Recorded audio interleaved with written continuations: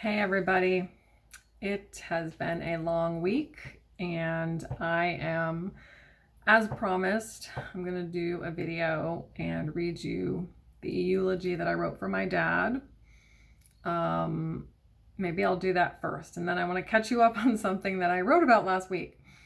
So here's my dad's eulogy that I think it was 2 weekends ago. Dad would absolutely love that we're having his service on his birthday. He liked his birthday to be a big deal. He wanted a party every year, and if you skimped on a gift, he would let you know about it. Dad grew up in a very different time. He was descended from a long line of farmers from Teignmouth and Danby who originally came from Scotland via Ireland. The home and 200-acre farm I grew up on was owned by our family from at least 1909 to 1989. My father purchased the farm from his father and carried on the family tradition of farming. When he was young, Dad was someone who enjoyed his fun and freedom. He had a pilot's license and flew Piper Cubs. He had a sporty little Volkswagen Beetle, and he always had a motorcycle throughout most of his life. I imagine he was a fun-loving bachelor. He married later than most, but you can't run a farm by yourself forever. He needed my mom and us little helpers to come along.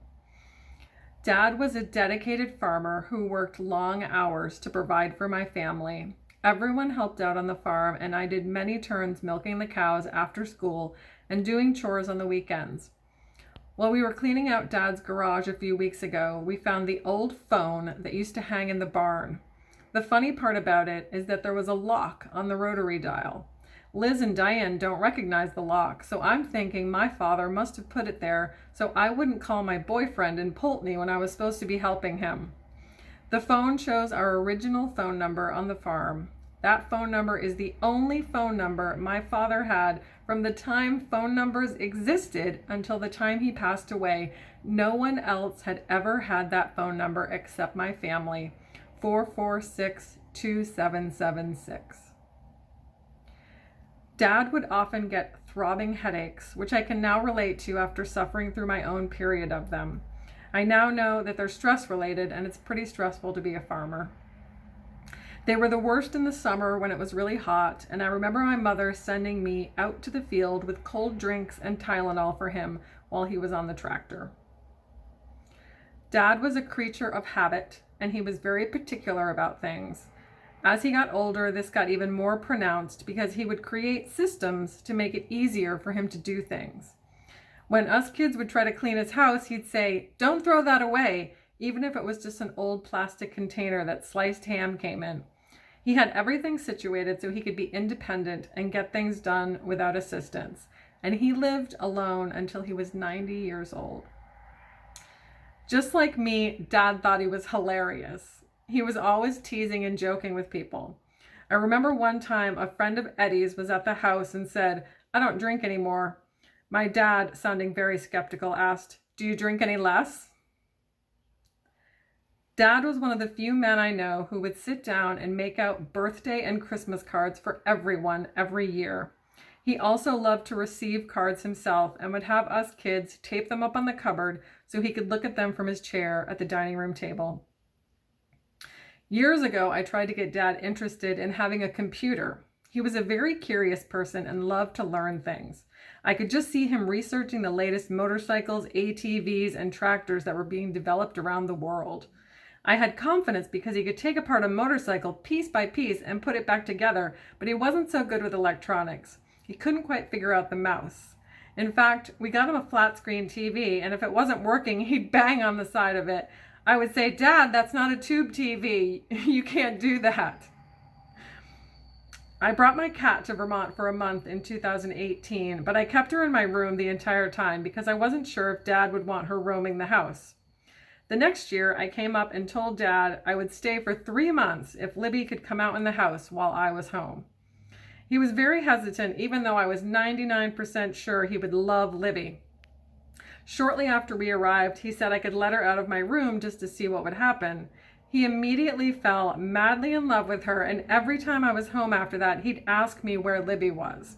It would make his entire day to get a glimpse of her roaming the house. Libby and I are back at Dad's house now, and it feels awfully lonely without him in it. Whew. My father's house was the hub of our family, especially since my mother sold her house. We always knew we could go to Dad's and he would be sitting in his armchair, listening to the TV way too loud and watching the birds. We miss your stable presence, Dad. We'll talk to you later. Whew.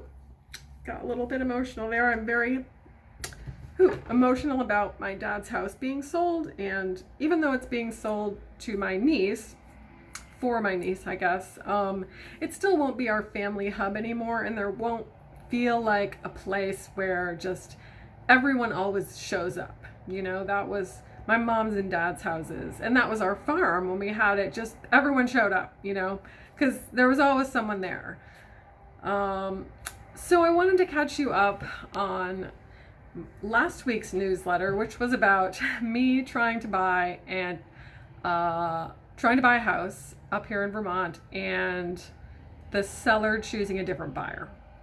So that happened and I fully accepted it. I was literally moving on with my life, like down to the fact that I was on a coaching call talking about now that, you know, because if I bought that house, it's a lot of work. There'd be a lot of things to do, you know, it would take up a lot of my focus. And so I imagined I would put my memoir maybe on a little bit of a hold, but now that I wasn't getting it, I was like, okay, great. So now I'm going to really focus on getting this memoir done because it's really important to me. So I'm on a coaching call talking about the schedule for getting that done. And my phone rang and it was my realtor. And I was like, oh, that's strange, but maybe he's just like wrapping something up. And so I sent him a text, just kind of jokingly, and I said, hey, Robin, did I get the house? And then I put a laughing emoji. And then he texted me back and he said that the other buyer backed out. So I'm like freaking out on my coaching call. I'm like, oh my God, I'm still in the running for this house. And to her dismay, of course, because she knew that that would mean that I wouldn't be finishing probably my memoir on the same schedule. But we finished our call, and so I put in a different bid that was different than my first one, which was very aggressive. But I contacted the mortgage company again, and it sounded like they were going to make it work so close that they actually gave me a pre-qualification letter. I was like, oh my God, what a difference a day makes. So I put in a new offer on the house because it's while it looks perfectly preserved, there's some old systems in it, like the roof and the furnace and the electric. So I put in that I would pay up to a certain amount to fix things, which really the seller was supposed to fix, but I really wanted the house. So I'm like, I'm willing to put in this much. So I started talking to insurance companies, and that's when I realized that probably more things in the house would need to be updated before they would even insure it. And this morning, so we've been going back and forth. I had an electrician give an estimate to me to upgrade the electric, and I don't think the seller is willing, which he'll probably change his mind eventually once this happens enough times. He was not willing to budge on any of that, even though the house is assessed at just around, you know, what he asked for and what I offered. So, okay, so sorry I got cut off there. Long story short, my realtor and I decided this morning that, like, I'm already maxed out on what I offered and the extra I offered to fix the electric issue. And I don't want to buy a house and have it make me instantly poor with no money and like feeling strapped all the time. So I don't have any more wiggle room in there. And so I am just gonna call it off, which is I'm at peace with. I love the house. I love the yard. But there are other houses and there are other opportunities for me, and I have other things to focus on, like my memoir and possibly taking an epic road trip. So I am leaving Vermont in a bit of a bittersweet mood because this is the last time I'll be staying in this house, and it won't be a place that I can just, you know, come and stay anymore. So I don't know what the future is going to hold for me coming up here in the summer. As you know, I have amazing friends here and my family, and so coming up here is like coming home, and it's like coming to a place where that feels familiar and where I feel loved. So I'm still working on that. I might have a couple prospects of places I could stay here in the summer still, if I don't have a place. So that's my update. I hope you all are having a good week and a better year than I am. But if you are having a bad year, I hope you're at least using it like I am, trying to gain insight into my life and what I want it to be like and who I want to spend it with. So I love you guys. Peace out. The next update will be from Florida. Bye-bye.